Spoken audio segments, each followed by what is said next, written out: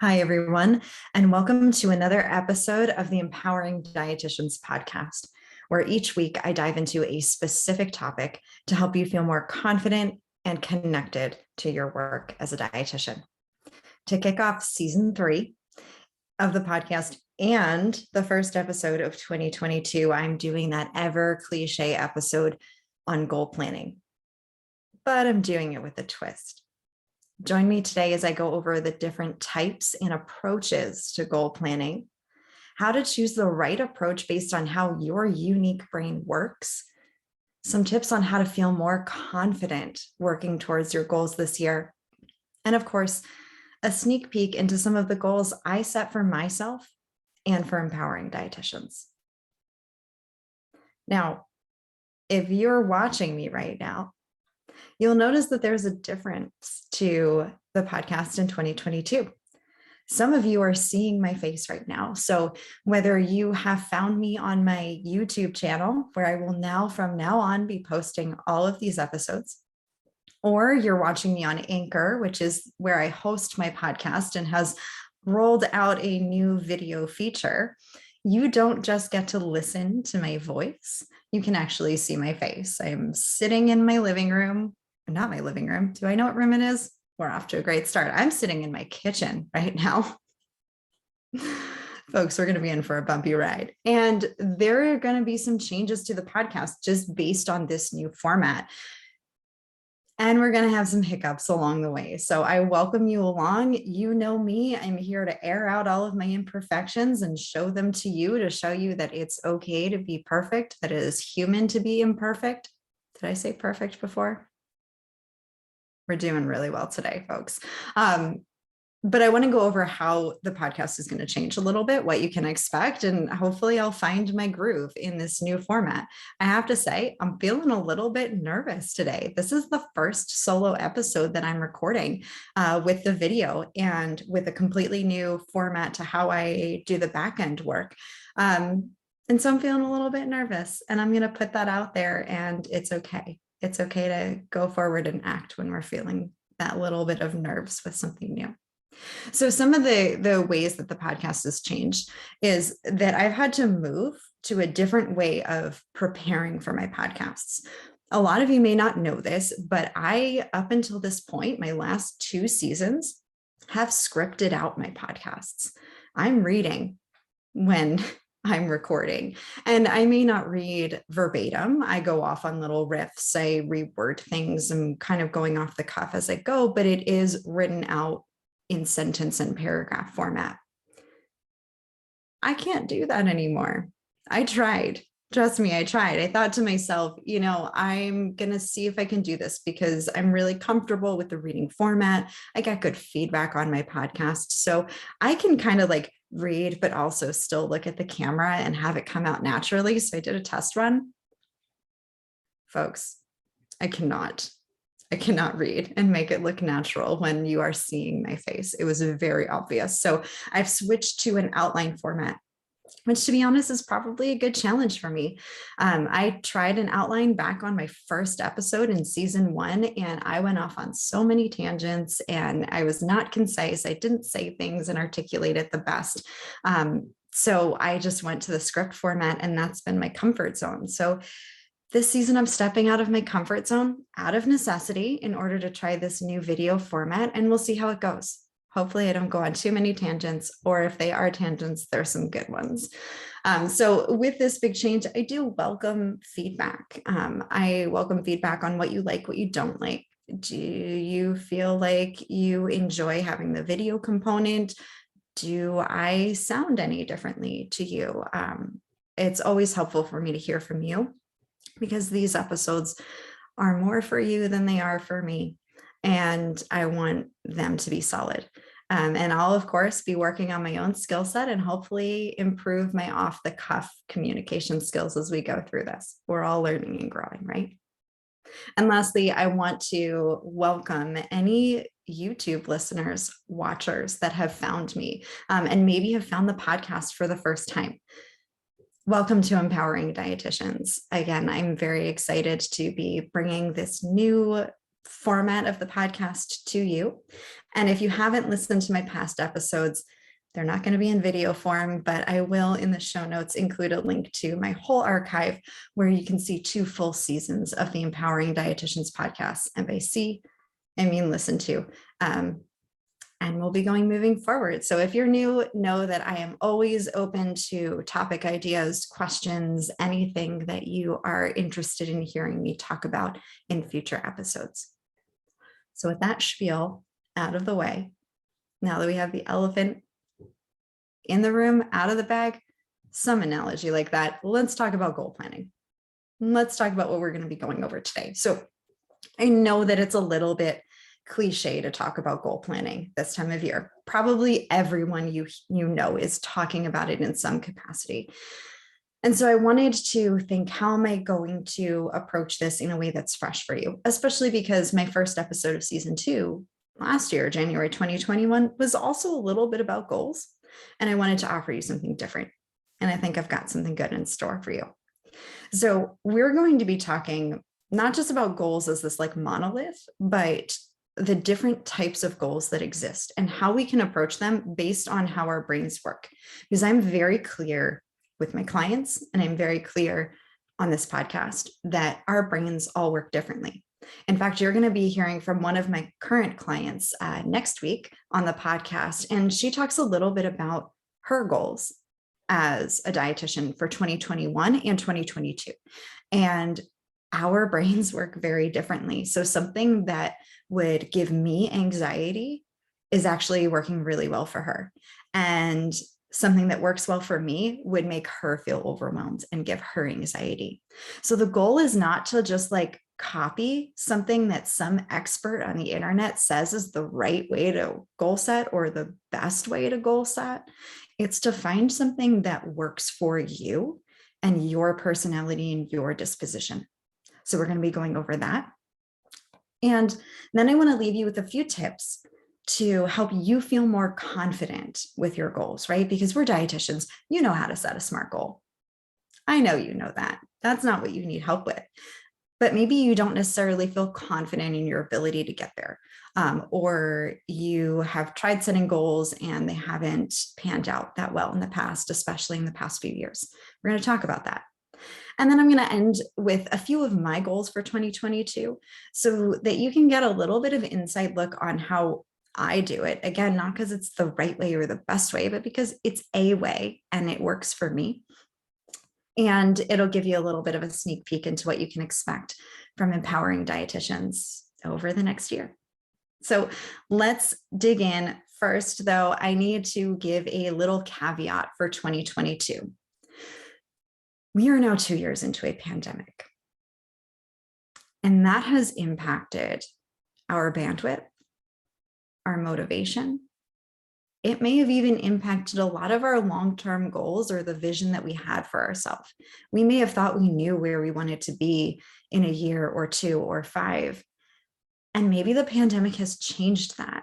Maybe it's derailed some of the plans. Maybe it's speeded up some of our plans. Sped up, speeded up, sped up. And that's okay. I want you to go into 2022. We're in 2022 officially, not when I'm recording this, but as you watch or listen to this, we're in 2022. And I need us all to be gentle with our goals. I said this a little bit about 2021 because 2020 just threw us for such a loop. And it's even more so now because the toll that this pandemic is having on our mindset, especially for future oriented things, is no laughing matter. And it's okay if you don't have a really concrete idea for what your plans are, or you're having a hard time coming up with the same specificity of your goals. Maybe you used to be able to think about where you wanted to be in a year or 2 and you'd have a pretty firm idea, but right now everything feels fuzzy or up in the air and unclear and uncertain. And so we're going to lean into a different type of goal setting. Again, we're going to go over a few different types, but There's one in particular that I think is best suited for these times of uncertainty where our bandwidth is tapped out, our motivation is tapped out, and we're having a harder time with these longer term goals. So keep that in mind, that the way that we set our goals in 2022 is probably not how we set them in 2019. And we have to take into account what we're going through individually and collectively when we go into this process. It's okay if you're not feeling as like motivated to set goals as you usually do. That's normal. So let's talk about these different types, right? Let's talk about the options that we have. And again, we'll go into specifically the ones that I tend to recommend for this year in particular, for setting goals during a pandemic that seems like it's never going to end. So there are different ways that we can look at it. First, we can look at it at goal setting with how we structure the goals themselves, how we set them. And then we can also look at goal planning with how we plan it out. So how we implement the goals. And first, let's talk about the goals themselves. You have 2 to 3 options, we'll say. First, you can set your quintessential, like how I think of resolutions anyway. I'm putting air quotes in for the people who are just listening.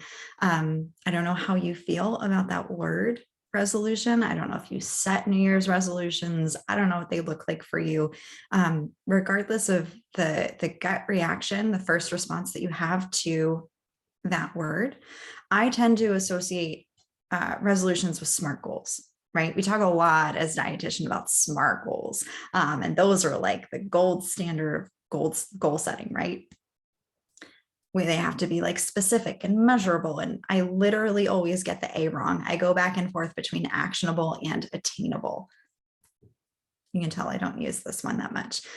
Realistic and time bound, right? So we want goals, and the reason we set them this way, and we're taught to set them this way, is for accountability, right? It is much easier to work on a goal that is actionable, that is specific, that is concrete. And they have their time and place, for sure. But I don't know that they're necessarily the best. I certainly don't know that they're necessarily the best during a pandemic, right? So something that I have started doing, I do use SMART goals still. I use them with my clients. Sometimes I use them with myself at times. They have their time and place. Something that I've been leaning into over the past few years, especially with the pandemic, is I haven't necessarily been setting concrete goals. I've been setting words and intentions. If you know me at all, if you've been following along this podcast at all, then you know that I set intentions on a monthly basis. Actually, I go by the lunar cycle, winds up being on a monthly basis. And they help me with my focus. They help me take a step back and reflect on what I need to release and what I need to embrace, what I need more of, what I need less of, what I'm working on. And so you can do this zoomed out for a whole year, and you can set these words. I talk a little bit about intention setting in my 2021 goal setting episode. So that is the first episode of 2021. I believe it's titled Kicking Off 2021 Feeling Confident, but I will certainly link it in the show notes as well if you want to give that a listen. So I don't want to go into too much detail because, again, I've covered it on the podcast in the past. But I will say that the general idea of the word is not that it is this like concrete, actionable thing. It's more like it's your guiding star. It is the thing that you turn to, the thing that you fall back on when you have to make a decision. So, for example, my word of 2021 was peace. And I had to take some time to figure out, okay, what does that mean to me? When I say peace, what am I talking about? For me, it meant very much like inner peace and intuition and connection. And so anytime I went to make a decision, about something, whether that was in my personal life with wedding planning, or that was in my professional life with deciding whether or not I was going to take on a collaboration with another dietitian or another professional, or I was going to make an exception to a boundary with seeing a client outside my typical business hours. I had to do a check-in and say, does this bring me closer to peace? How does this align with this goal, this word that I set for myself? This year, my word, I think I haven't formally officially said it yet, but the one that I keep coming back to is slowness. It's not necessarily a word that calls out to me as much as peace, but it's one that I keep coming back to, that I keep thinking about.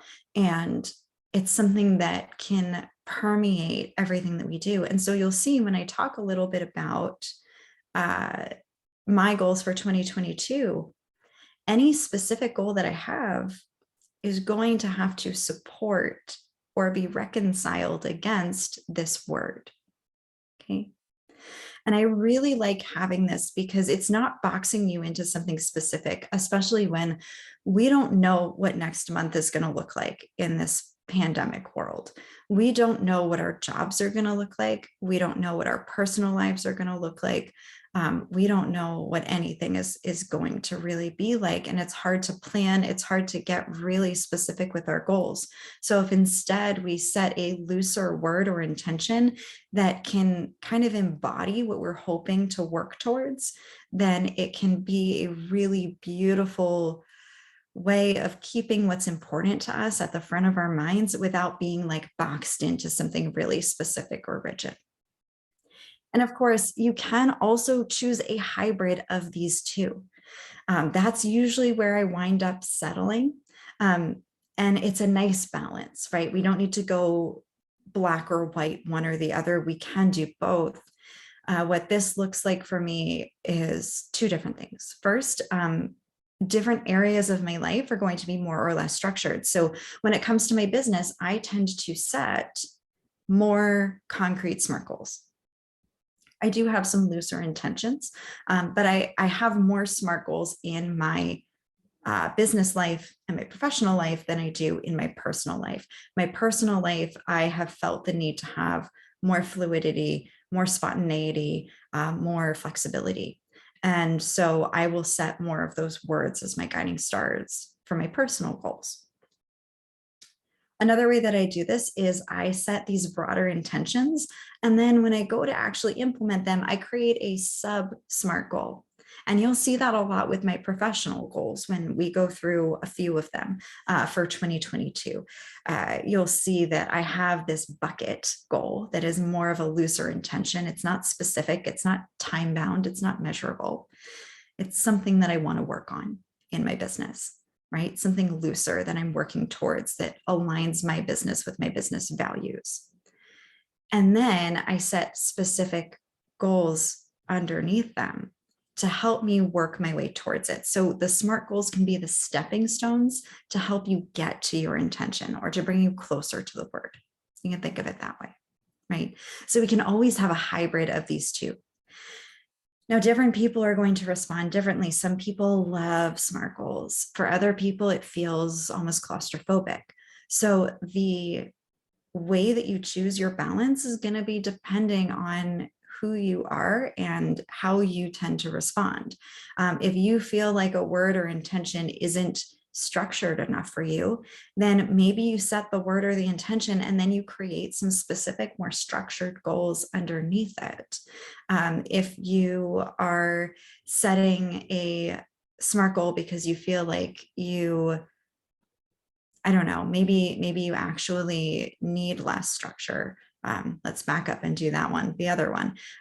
So you tend to feel like SMART goals put too much pressure on you. Then you can loosen them up a little bit and maybe you don't make them super specific or you don't make them incredibly time bound. That's okay. I think sometimes I was just talking to a participant in my group program about this. We put this pressure on ourselves because we have been told all of our lives that we can't trust ourselves, right? If you don't hold yourself accountable, if you're not rigid, if you're not structured, if you're not strict with yourself, we're all just going to be like blobs on a couch with no motivation, not doing anything, right? Like we have to force ourselves to work hard. That is like capitalism at its finest, because it wants us to think that if we let up, we're just going to be like total lazy failures, right? All of the negative things that capitalism could possibly think of. And because of that, sometimes we get a little bit nervous of saying like, well, I have to have these super rigid goals, because if I don't, then I'm never going to achieve them. And while that may be true for some people, that they do thrive better under a little bit of structure to help them with accountability or to help give them something specific to focus on, I also don't think it's necessarily true that if we loosen up the reins, we're just going to like stop working on ourselves. Because if it's something that you're interested in, if it's something that's important to you, if it's something that brings you joy and helps you live more in alignment with your purpose, you're going to be more likely to do it naturally. You're forcing yourself to do a goal that isn't aligned with what's important to you, that you're doing it because you should, or it's the right thing to do, or the trendy thing to do, all air quotes, by the way, for everyone who's listening and not watching, then yeah, you're probably not going to be super motivated, and you probably will need more structure to force yourself into it. And we're going to get to that in a second when we talk about tips for feeling confident. So hold on to that. But just know that you want to think about how you respond to motivation, how you respond to structure versus flexibility. And that will help you decide whether you want to set like a looser word or intention, whether you want to set specific goals, or whether you want some combination of the two. And once you decide how you set your goal or what your goal is going to look like, we have to plan it. So I think sometimes we get caught up in this like goal setting that we forget that it's a goal planning process. And I'm going to talk a little bit about that when I tell you about my goals, and I get very transparent about how long it took me to come up with my 2022 goals. But there are two different options, and they're kind of similar to our two different types. One's going to appeal probably to like the type A methodical dietitian, and the other one is going to call out more to like the type B flexible, spontaneous dietitian. I know you're out there. I know you listen. I have clients who are like you. We're not all type A. I get it. So you have two different ways that we can plan out our goals once we set them, right? Because we can't just like set them and be like, okay, snap my fingers, they're there. We have to work towards them. So the first way is we can have a really detailed, mapped out plan for how we're going to accomplish them. This one's for all my fellow type A dietitians. This is how my brain tends to work. So it is how I tend to map them out because it makes me feel a little bit more comfortable. Now you're going to hear, like I said, from my client next week, where when I told her how I did this goal planning for myself, she was like, oh no, we're not going to do that. Like that would just overwhelm her, because I'm a very detail oriented person, but not every dietitian is. And if the idea of like taking it and breaking it down, you'll see how I broke mine down. They are very specific. So you take it, and if your goal is, say, I want to meditate in 2022, that's your goal. I don't know. That's what I'm pulling out of my head, because that's one of the things that I'm working on. So if your goal is to meditate, okay, well, how are you going to make that happen? What are the things that you need in place in order to be able to do that? So are there things that you need to learn? Do you need to research apps and download apps? Do you need to carve out time in your schedule for it? Do you need to set reminders on your phone? What do you need to do to be able to do it? And how are you going to do it? Are you just going to jump right in and say, I'm going to meditate for 30 minutes every day? Probably not, right? We've been taught how to set goals. Most dietitians don't jump in head first, full blown like that. You might, if you do, cool. More than likely, you're going to say, okay, well, I'm going to try doing 1 minute of deep breathing in the morning twice a week for a month, right? And then I'm going to escalate it, and I'm going to try doing it 3 days a week instead of twice a week. And then I'm going to try to do it for 5 minutes instead of 1 minute, right? And we're going to work our way up to having what we feel is a solid personal meditation practice, right? So detailing in and mapping out would be like, hey, in January, I want to work on just downloading the app, getting myself together, situated, right? Maybe in February, I want to work on, when I first wake up in the morning, I want to do 30 seconds of breathing, quiet breathing before I get out of bed. And that's going to help start me with my meditation. In March, I want to work on actually guided meditations for at least 1 full minute or at least 5 full minutes, right? So you're going to say, I want to progress it. And you'll map it out so that by the end of the year, you've outlined a plan to hit your goal, assuming you don't get curveballs thrown your way, right?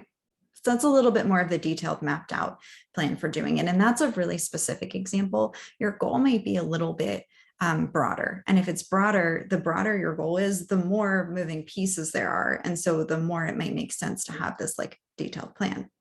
But again, if you're listening to me talk about this and you're going like, my brain's going to explode. I can't, like, the idea of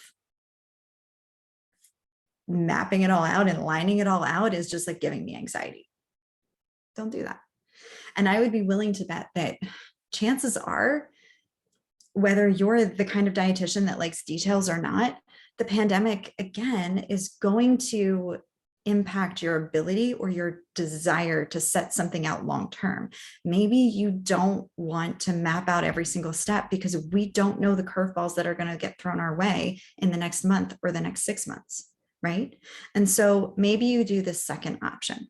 So maybe you're more of a type B, big picture person. Maybe just this whole pandemic has you feeling like I can't put this much effort into goal planning. I need to take it one step at a time. Cool. Take it one step at a time. That's fine. And so what this second approach is, you're not going to map it out. You're going to know what your end goal is here, and you're going to know where you're starting. But all you're going to do is you're going to focus on one step at a time.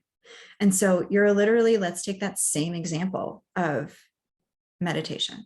Okay. You know that you want a solid meditation practice. Theoretically, you don't have to. And so you say, what is the first step? I have this giant staircase in front of me. I can't see the top of it. I can't even necessarily see a few steps ahead, but I can see right in front of me. I know where my next step is. What is that step? And maybe that step is downloading an app. Cool. Download the app. You just took a step up. Now you're standing on the I downloaded the app step. What's the step after that? Is that trying it once? Okay, cool. Try it once. Is that saying I want to do this once a week and see how that goes? Cool. Take that next step. When you've been doing it once a week and you're feeling pretty good about that, then you say like, okay, do I want to take this one step further, or am I happy here? And you just keep progressing it as you go. So you're not necessarily saying, I know exactly where I want to be in a month or 2 months or 4 months or a year. You're saying, I know where I am right now, and I know what I'm working towards tomorrow. That's it. That's all you're saying.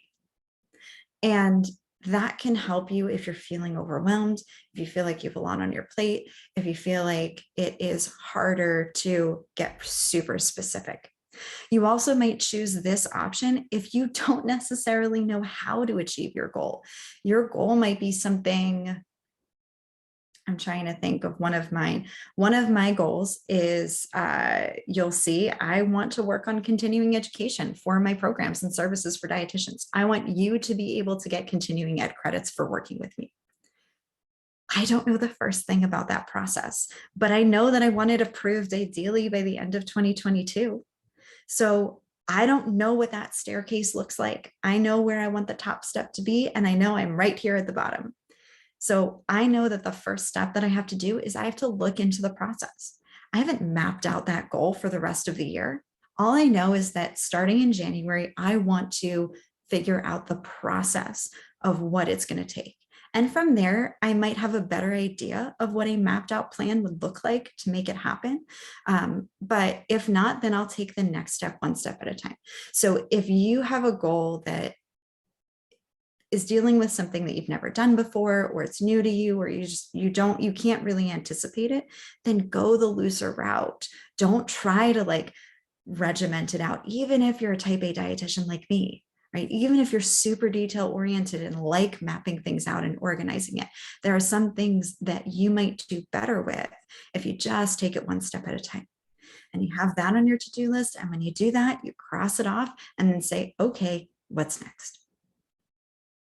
So to recap, these different types, they tend to play off of the like type A versus type B, detail oriented versus big picture.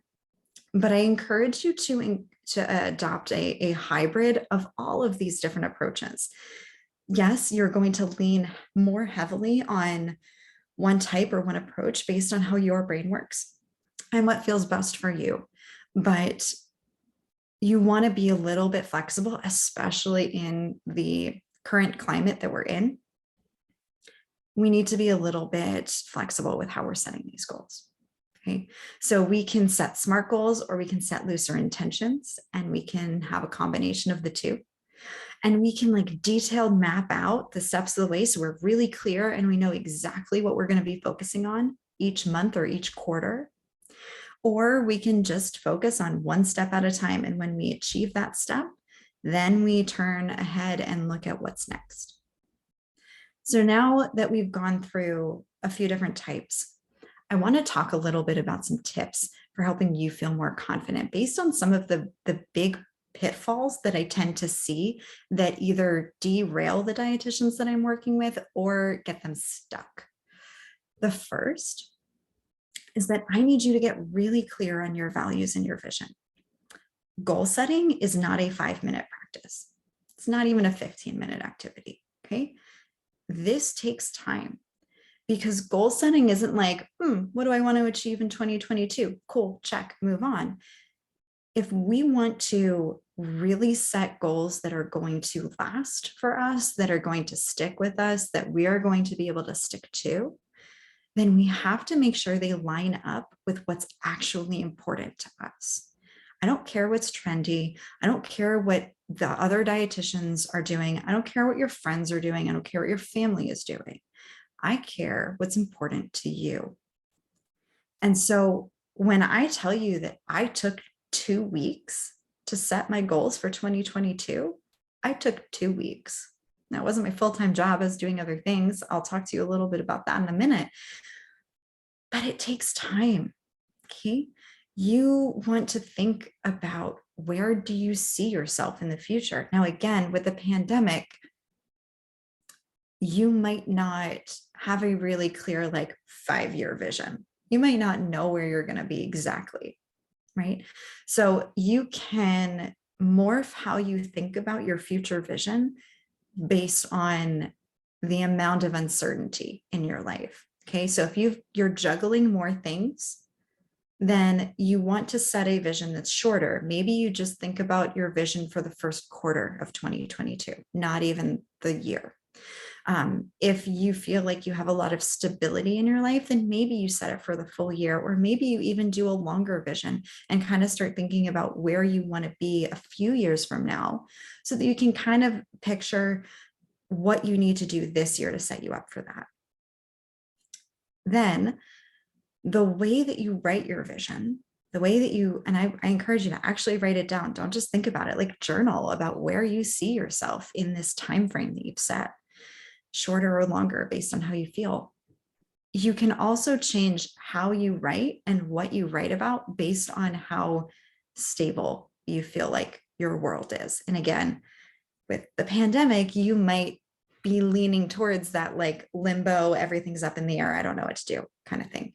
So go a little bit shorter. And then I want you to think less about concrete, tangible things like, I want to be married, or I want to buy a new house, or I want to be working full-time in my business. Okay. Those are like concrete tangibles that can be kind of hard to map out for ourselves for our future when we have a lot up in the air. And instead, I want you to think about the feelings that you want to have. How do you want to feel? What do you want to be embodying?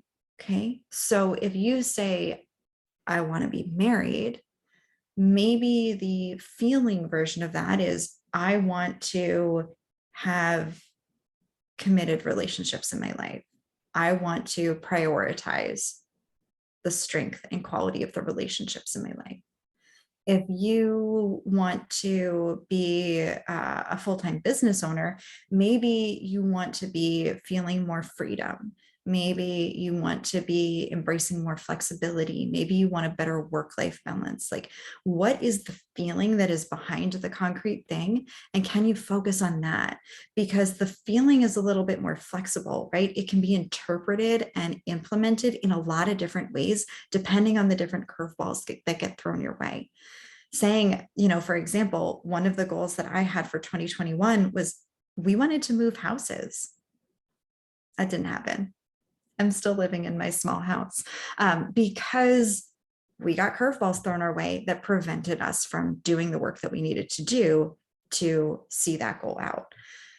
But if I had said, I want to feel more at home, I want a house that feels like a home, or I want a workspace that isn't my living room couch, then maybe I would have approached last year differently.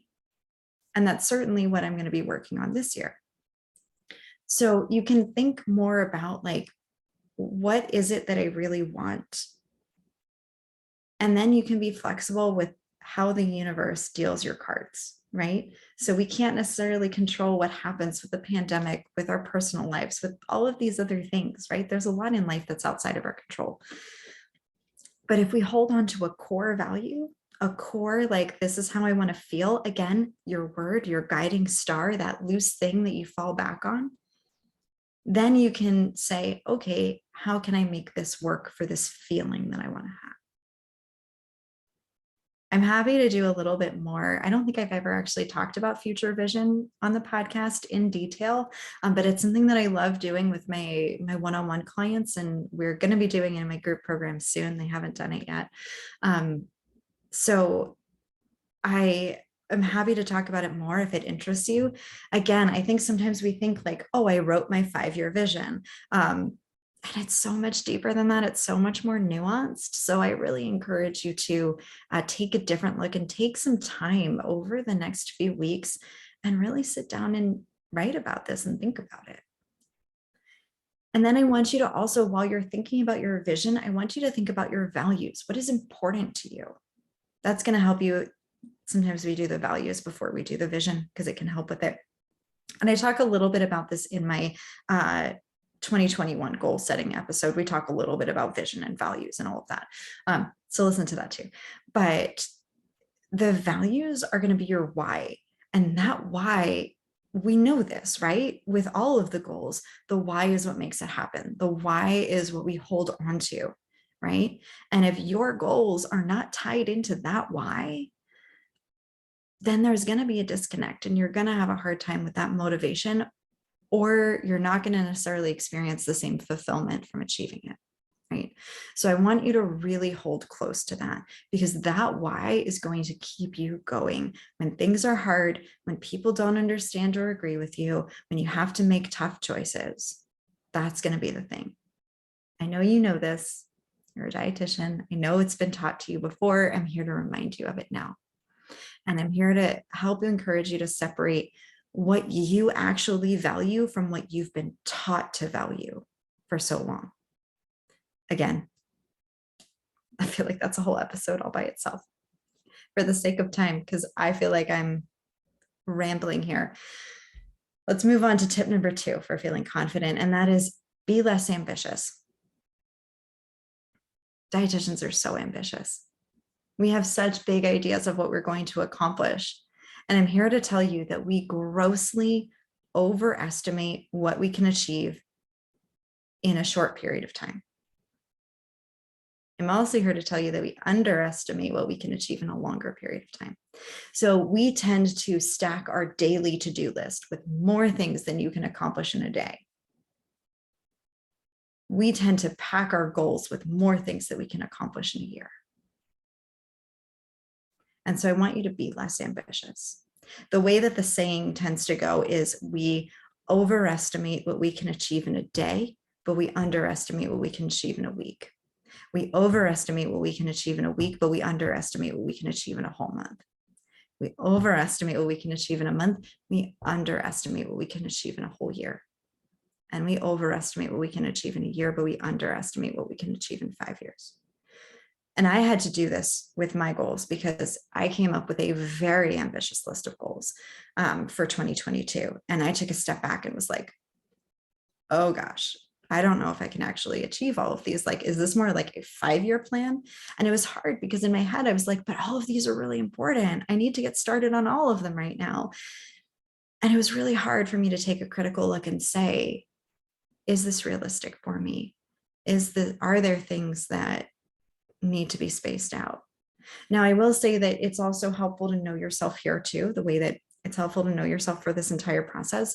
I know that I can set a long list of goals for myself. And if I don't get through all of them in a certain amount of time, it doesn't discourage me. The imposter voice doesn't trickle in. I don't tend to get down on myself for the fact that I didn't achieve them. I just move my time frame, so if I get to the end of Q1 and I haven't achieved all of my Q1 goals, then I'll reevaluate and adjust things and extend it out to Q2 or Q3. And I have no issue with that. But if you know that you tend to have your imposter thoughts triggered by not achieving your goals, then I want you to start small. I want you to start with something really small and watch it snowball. Do one small thing today. When you feel really good about that one thing, then take on something else, right? And let it build. You'll be surprised by looking back at the year, at the end of the year, by how much small things really add up to big things. But if you start with the big things and try to push yourself too hard, then you may wind up feeling unaccomplished and unfocused and overwhelmed.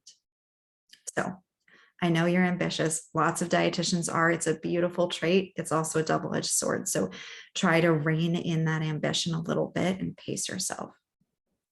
And then lastly, I want you to get pretty micro with your goals. Like I want you to zoom in. That's kind of like the snowball effect, right? I want them to be really actionable. So if I were to say, again, I'm trying to think of a good example from my goals. That's like a really big project. I want to launch a new program, a completely new format that I really want to do. Not spoiling the details yet for it, but there's a new program that I want to launch. I ideally want to launch it by the middle of the year, but it involves a lot. It involves market research. It involves coming up with it, creating it, implementing it, marketing it, selling it, all of the things, right? So my one goal of starting this new program, this new offering, actually has like a dozen different goals underneath it. And that one big goal is overwhelming, but those dozen little goals are the actionable ones. And again, like I said, focusing on one step at a time, one small thing at a time, I want you to zero in and get really specific. I want your goals to be easy. If you want to meditate, I don't want you to start with 10 minutes of meditation. I want you to start with like taking 3 deep breaths in the morning when you wake up, something that is easy that you can do that doesn't take up a lot of time. And when you're good at that, then I want you to add on. And it's okay if it feels like you're moving at like a snail's pace. Again, with tip number 2, you'd be surprised by how much you can achieve by the end of the year, moving at a snail's pace, slow and steady, right? So I want to wrap up today. I have no idea how long this episode is. It feels a little bit long. We're going with it. I want to wrap up today with a little bit about my own goals for 2022, because I think that there is a lot that you can pull from how I approached it. You can decide what works for you and what doesn't. And then it also gives you like a sneak peek in what you can expect from Empowering Dietitians for the year. So I want to be really upfront with you. My goal planning document, I did it on my computer. So I did a Word document.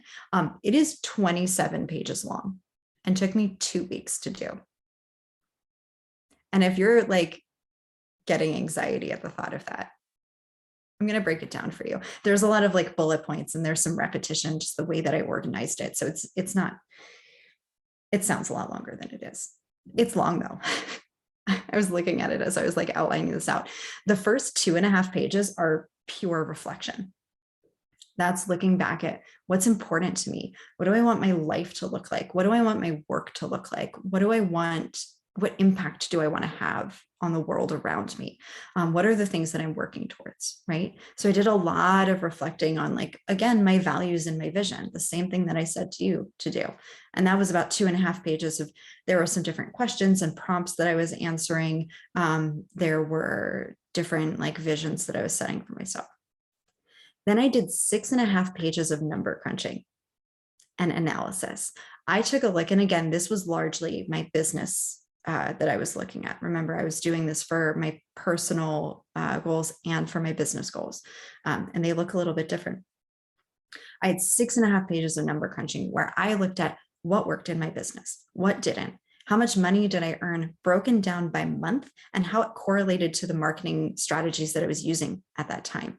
I looked at each and every one of my clients, every single dietitian who signed on to work with me over the past year, and I looked at how they found me, how long they were in my world before they decided to buy, where they were at in their journey when they did decide to buy, so I can start to understand who's coming to me and what makes them say yes to working with me.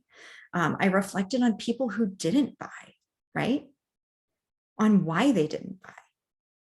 What was the limiting factor? That was market research that I did all through last year. Was I reached out to people, especially after my last launch, when it didn't work. And I said, hey, I put this product out.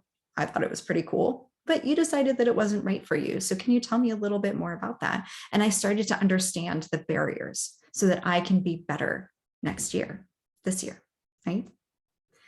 And so I did all of this reflection on, again, what worked and what didn't work, what I can learn from the past year. You can do this personally too. There are going to be less like number crunching, and it's going to be a little bit more qualitative and reflective, but you can do it for your personal stuff. And you can do it if you don't have business too. And then I had 6 pages of initial goals and 9 pages of breaking it down. So I had 6 pages of just like writing goals down and like outlining them and deciding what I knew and deciding what I didn't know and all of that. And then I took those goals and like broke them down by quarter and by month. Like I said, I broke them down pretty regimented for this. And I basically came up with buckets. So all of that work, that brain dump that I did, the 27-page brain dump, I came up with buckets of goals. Those are like my broad intentions. So we could call them intention categories. And I have both personal and professional ones. I'm going to outline my personal ones a little bit, but they'll be a little bit more vague because it's my personal life. And then I'll go through some of my professional ones. And then I want to share with you specifically what I'm doing in January, right? So my personal buckets or intention categories is that I want to be more fully myself. I really want to step into my own. That's something that I want to focus on. It's something that has been important to me for a few years.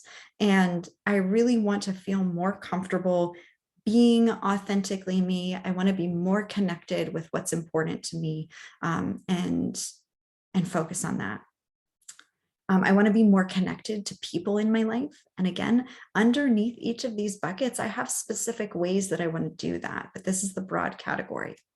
And then I want to focus on my home life. I put here in my notes, like settling down. Again, I don't want to get into specifics of my personal goals, but I want to be focusing on that a little bit. So those are the 3 buckets that I have in my personal goals. Then in my professional goals, one of my buckets is refining my message and my offers. There are some really exciting things that are happening in this bucket in particular.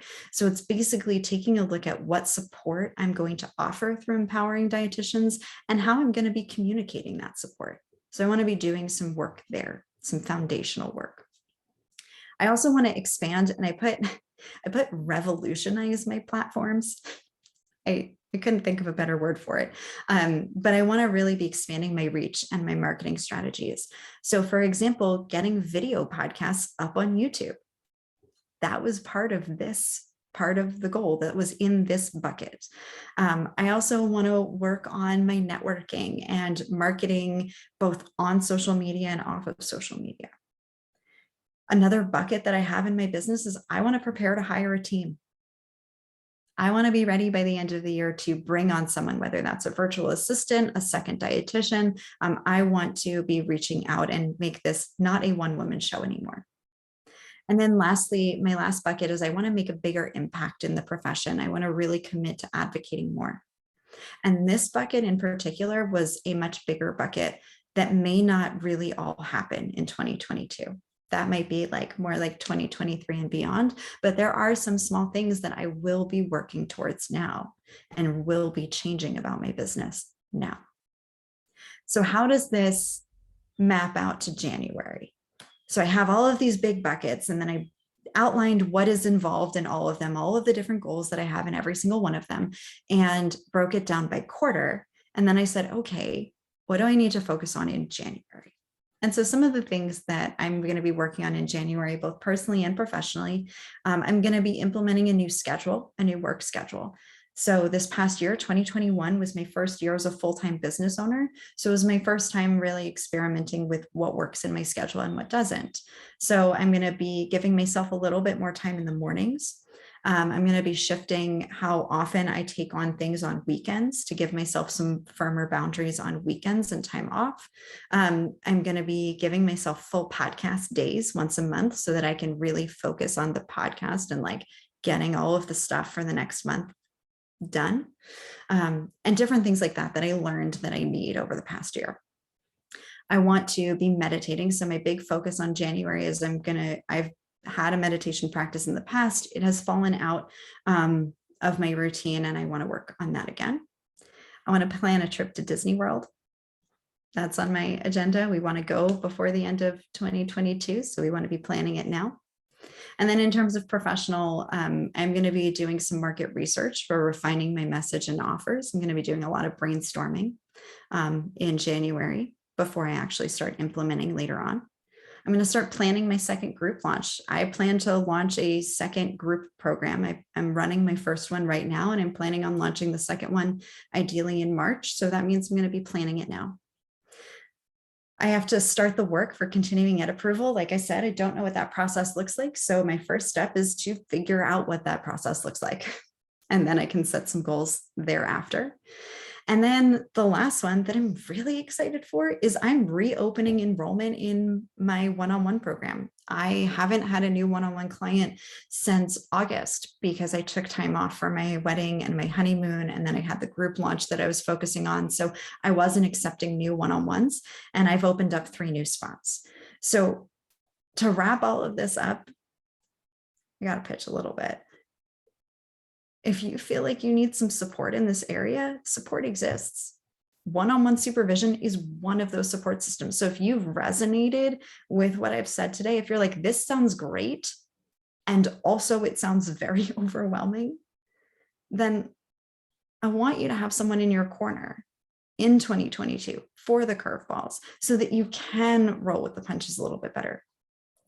My clients have me by their side, and they have each other, right? All of my one-on-one clients get together for group calls, small group calls once a month, so that they can have the support of each other for what they're going through, and they can give ideas to each other. They can be validated by each other. There's a really beautiful community that happens within the one-on-one setting. You get like the benefits of both worlds.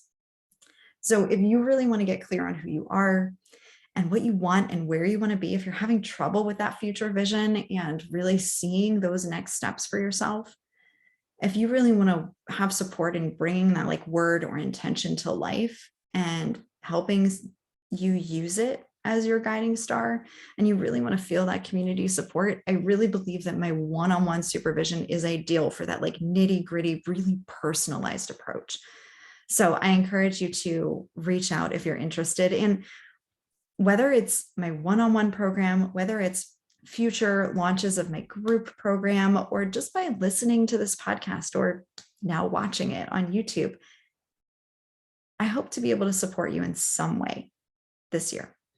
And I always encourage you, reach out, share with me what you're going to be focusing on in 2022. Send me a direct message on Instagram, leave a comment in the YouTube video. send me an email. There are a dozen ways to get in touch with me, but let's share what we're going to be focusing on. And I hope that everyone had a wonderful new year. And no matter what curveballs get thrown our way, we're going to get through.